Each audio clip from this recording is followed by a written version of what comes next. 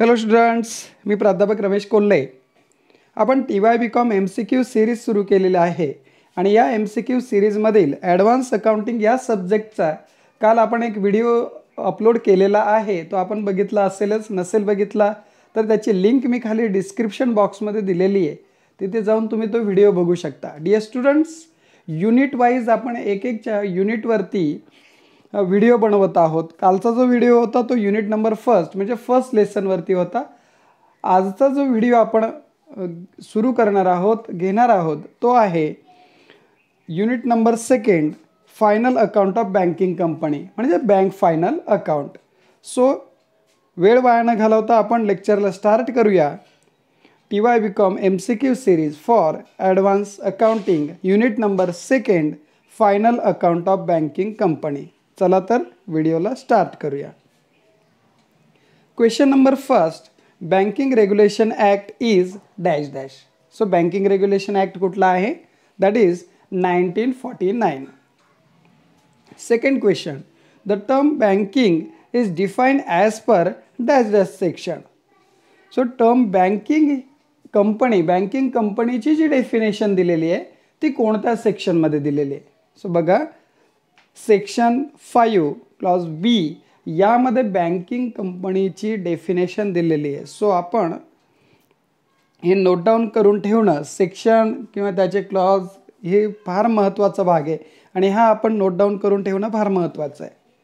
Next question number 3, section dash dash impose certain restrictions on the business of A banking company. थोडक्यात काय तर कोणत्या सेक्शननुसार काही restriction जे आहे बँकिंग कंपनीचे हे सांगितलेलं आहे. So that is section 8. आता आपण जे सेक्शन डिस्कस करतोय म्हणजे या अगोदरच्या क्वेश्चनमध्ये आपण सेक्शन डिस्कस केला आहे, आत्ता हे सेक्शन डिस्कस करतोय. हे सेक्शन जे आहे ते बँकिंग रेग्युलेशन ॲक्ट 1949 याचे हे सेक्शन आहे, हे लक्षात घ्या. So all this sections are sections of banking regulation act 1949. Section 8 हा कशाच्या रिलेटेड आहे? So restriction on the business of banking company, हे लक्षात घ्यायचं आहे. Next question number 4, no banking company can hold dash dash % share in the company other than its own subsidiary.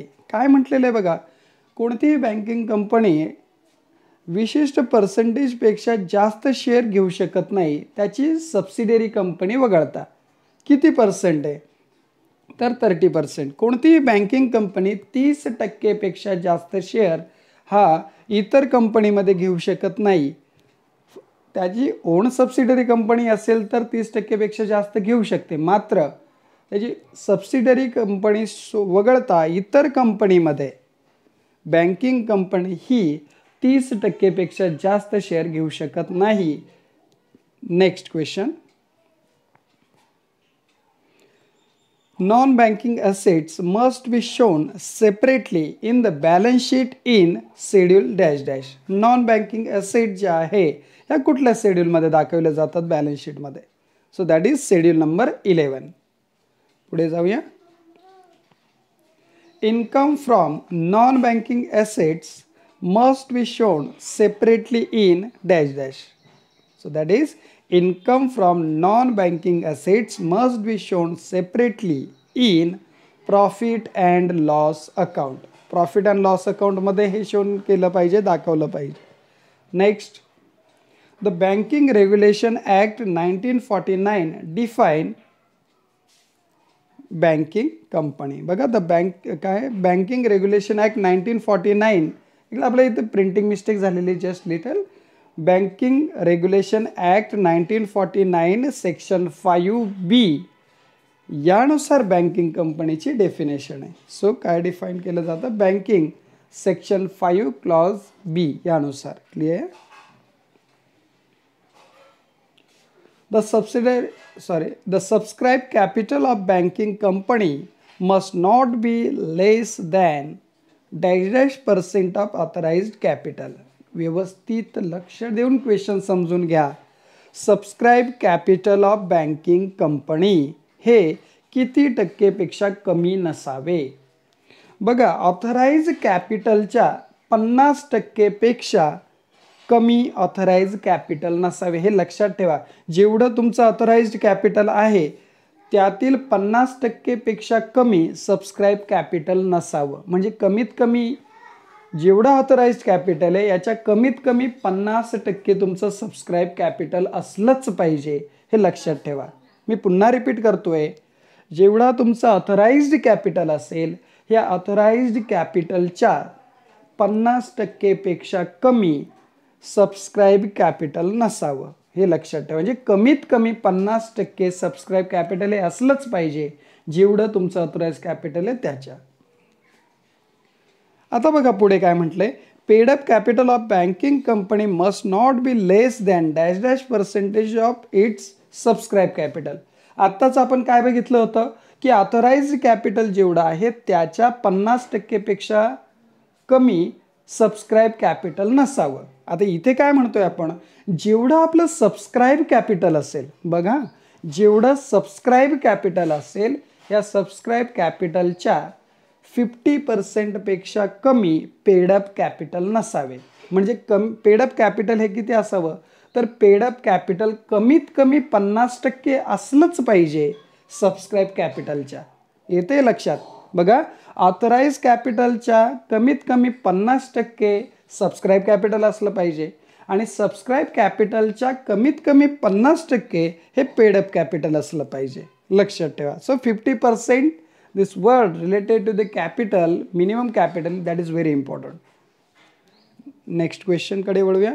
Banking company should consist only ordinary or equity share and voting right of any single shareholder should not be exceed, that is 1%.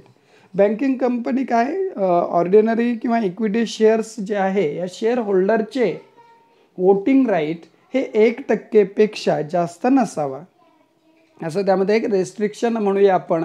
Restriction घातलेलं आहे banking regulation act 1949 मध्ये की बाबा तुम्ही जे share holder आहात, equity share holder जे आहात यांचा जो वोटिंग राईट आहे हा वोटिंग राईट 1% पेक्षा जास्त नसावा. कमीत किती 1% असू शकतो, त्यापेक्षा जास्त नसावा.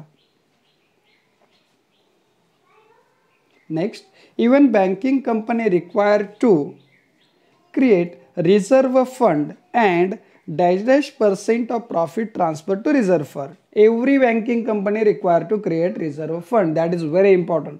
प्रत्येक बँकिंग कंपनीला रिझर्व फंड क्रिएट करणं कंपल्सरी आहे आणि हे रिझर्व फंड जेवढा तुमचा प्रॉफिट असेल या प्रॉफिटच्या 20%, लक्षात ठेवा आपण रेड मार्क केलेला आहे आन्सरला, या प्रॉफिटच्या 20% भाग हा प्रॉफिट रिझर्व फंडला तुम्ही ट्रान्सफर केला पाहिजे. Okay, so 20% portion of your profit किती 20% तुमच्या प्रॉफिटचा भाग हा रिझर्व फंडला कंपल्सरी तुम्हाला ट्रान्सफर करायचाच आहे, लक्षात ठेवायचं आहे. So minimum 20% transfer to reserve fund out of your total profit. Total प्रॉफिटच्या कमीत कमी 20% भाग हा रिझर्व फंडला ट्रान्सफर करायचा आहे. तो स्टॅट्युटरी रिझर्व असेल तर यामध्ये सेक्शन 17 मध्ये तुम्हाला त्याची तरतूद दिलेली आहे. Okay, banking regulation act section 1949 section 17 यामध्ये ही तरतूद दिलेली आहे. पुढे जाऊया. As per section 42 schedule bank should maintain with reserve bank of India at least dash dash % of cash reserve. Section बघा डिअर स्टुडंट, सेक्शन पण लक्षात ठेवत चला. आता इथे दोनच महत्त्वाच्या गोष्टी आहेत, सेक्शन 42 आणि काय सांगितलेलं आहे सेक्शन 42 मध्ये cash reserve. As per section 42 cash reserve जो आहे हा कमीत कमी 3% असला पाहिजे. इथे एक नोटिंग करून ठेवण्याची गोष्ट आहे, मग ती शेड्यूल बँक असेल किंवा नॉन शेड्यूल बँक असेल, मी रिपीट करतोय पुन्हा, शेड्यूल बँक असेल किंवा नॉन शेड्यूल बँक असेल, या दोघंही बँकांच्या बाबतीत section 42 of banking regulation act 1949 यानुसार कमीत कमी 3% कॅश रिझर्व ठेवावाच लागणार आहे. That is compulsory. येते लक्षात. So this is very important. Section पण लक्षात ठेवा. सेक्शन 42 कशाच्या रिलेटेड आहे? That is cash reserve. जो आपल्याला रिझर्व बँकेकडे मेंटेन करायचा आहे त्या कॅश रिझर्वच्या संदर्भात हा सेक्शन आहे. पुढे वळूया नेक्स्ट क्वेश्चनकडे. Section 20 of banking regulation act 1949 deals with that is restriction on loans and advances. बघा सेक्शन 20मध्ये काय सांगितलेलं आहे? Restriction on loans and advances. So आत्ताच मी बोललो की सेक्शन पण लक्षात ठेवा. सेक्शन 42 कसला आहे मग? Yes, it is related with cash reserve. आणि किती असला पाहिजे कॅश रिझर्व? 3%. आता इथे सेक्शन 20 बद्दल आपण बोलतोय. कसला आहे section 20? Restriction on loans and advances. पुढे वळूया. Bank are required to classify the loan asset into dash dash category.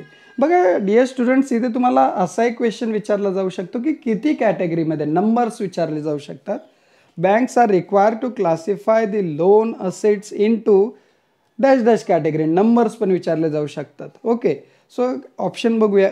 A standard assets and sub standard assets. बघा एमध्ये 2 सांगितलं ना, स्टँडर्ड असेट आणि सब स्टँडर्ड असेट्स ह्या 2 झाल्यात.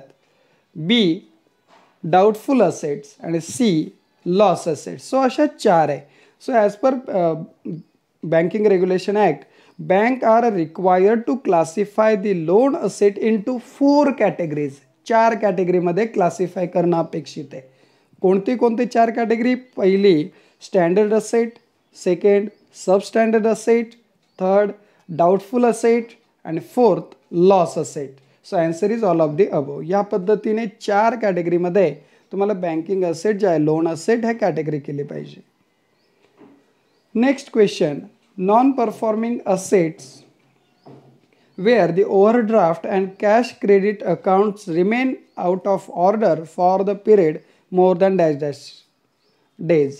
बघा जेव्हा ओव्हरड्राफ्ट आणि cash credit account out of order होत असेल तर किती दिवसांमध्ये त्याला आपण नॉन परफॉर्मिंग असेट असं म्हणतो. जेव्हा कॅश क्रेडिट किंवा बँक ओव्हरड्राफ्ट हे 180 दिवसांपेक्षा जास्त दिवस आउट ऑफ ऑर्डर असेल. बघा मी पुन्हा रिपीट करतोय. Bank overdraft and cash credit account जेव्हा 180 दिवसांपेक्षा जास्त आउट ऑफ ऑर्डर असेल तेव्हा अशा ॲसेटला नॉन परफॉर्मिंग असेट असं म्हटलं जातं. हे लक्षात ठेवायचं. कॅश क्रेडिट बँक ओव्हरड्राफ्ट हे 180 दिवसांपेक्षा जास्त आउट ऑफ ऑर्डर असेल तर ते काय झाले? Non performing asset. Next question. Form of balance sheet of banking company is given in section 29 form ए.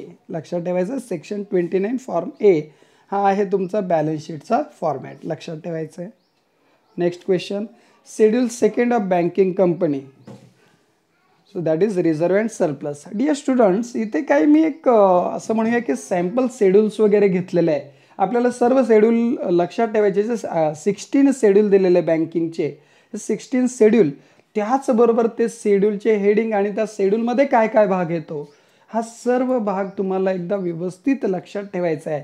कारण 100% याच्यावरती क्वेश्चन पडतील. आता कोणत्याही शेड्यूलमध्ये कोणता भाग येतो हा लक्षात ठेवणं ही फार महत्त्वाची गोष्ट असणार आहे एक्झामसाठी.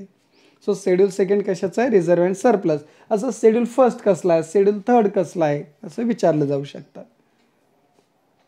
Next question. Payment to and provision for employees dash dash. It is related with schedule number 16. Payment to and provision for employees is given in dash dash schedule. थोडं शॉर्टमध्ये क्वेश्चन तयार केलेला आहे. So payment to and provision for employees हे कोणत्या शेड्यूलमध्ये दिलेलं आहे? So schedule number 16. All employee related ज्या काही प्रोव्हिजन्स असतील, पेमेंट्स असतील, सॅलरीज, ऑल एक्सपेन्सेस, हे सर्व भाग आपण शेड्यूल नंबर 16मध्ये घेतो. नेक्स्ट क्वेश्चनकडे वळूया. Claims against the bank not acknowledged as a डेप्ट is given in schedule number 12. बघा इथे महत्त्वाचं claim against bank and not acknowledged as a डेप्ट. Okay, so it is a contingent लायबिलिटीच्या रिलेटेड आहे. तर सर्वच्या सर्व शेड्यूल नंबर 12मध्ये जाणार आहे. Next question, money at call and short notice is given in schedule number 7.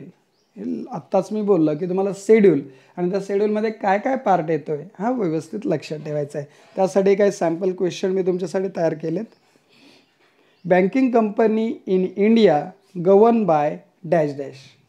So regulation and governing body जी आहे that is banking regulation act 1949 यानुसार बँकिंग कंपनीवरती नियंत्रण केलं जातं. So banking company in India is govern by banking regulation act 1949 लक्षात ठेवायचं आहे. Next question, and is it to become non-performing when तिथे printing mistake. And asset become, asset आहे लक्षात ठेवायचं आहे. And asset become non performing. Okay, बघा spelling mistake दुरुस्त करतोय मी. And asset to become non performing when it ceases to generate income for bank. तर वर्ड लक्षात ठेवा, कीजेस काय होतं की ते निरुपयोगी होते, त्याचा उपयोग राहत नाही आपल्याला, त्यापासून इन्कम जनरेट होत नाही आणि तेव्हा त्याला आपण नॉन परफॉर्मिंग ॲसेट म्हणतोय. आणि यासाठी आपण आत्ताच बघितलं की नॉन परफॉर्मिंग ॲसेटच्या बाबत 180 डेपेक्षा जास्त कालावधीसाठी जर ती उपयोगाची ठरत नसेल, त्यापासून इन्कम जनरेट होत नसेल, तर याला आपण नॉन परफॉर्मिंग ॲसेट असं म्हणतो. Next, just a minute. Okay, dash dash is a short term application issued by the government at a discount bearing no interest and repayable at par of maturity, that is treasury bill. Treasury, बघा question नीट समजून घ्या. Treasury bill is a short term application issued by government. काय that, this is very important. Treasury bill is a short-term application issued by government at a discount and no interest and repayable at par on maturity. Okay, so treasury bill is short-term application issued by the government. Every banking company should prepare balance sheet and profit and loss account as on dash dash each year. That is 31st March. प्रत्येक banking कंपनीने 31 मार्चला आपलं balance sheet आणि profit and loss बनवलं पाहिजे असं banking regulation ॲक्टमध्ये सांगितलं आहे. Last question, digest is a banking services provided by the group of network branches where the customer may accept their bank account and perform basic transaction for any of the branch office, that is core banking. बघा core banking लक्षात ठेवा, इथे काय आहे की बाबा बँकचं एक group असणार आहे, नेटवर्क ग्रुप असणार आहे, वेगवेगळे ब्रांच, आणि यामधून आपण कस्टमरला सर्व्हिस प्रोव्हाइड करतो, that is core banking. Thank you dear students. याच पद्धतीने नेक्स्ट टॉपिकचे व्हिडिओ देखील मी घेऊन येणार आहे. सो ज्या विद्यार्थ्यांनी अद्याप आपल्या चॅनलला सबस्क्राईब केलं नसेल त्यांनी नक्की सबस्क्राईब करा. तुमचे काही डाऊट्स असतील ते कमेंट बॉक्समध्ये सांगत चला, आणि व्हिडिओ आवडला असेल तर लाईक नक्की करा. चलो बाय बाय स्टुडंट्स, भेटूया नेक्स्ट लेक्चरमध्ये.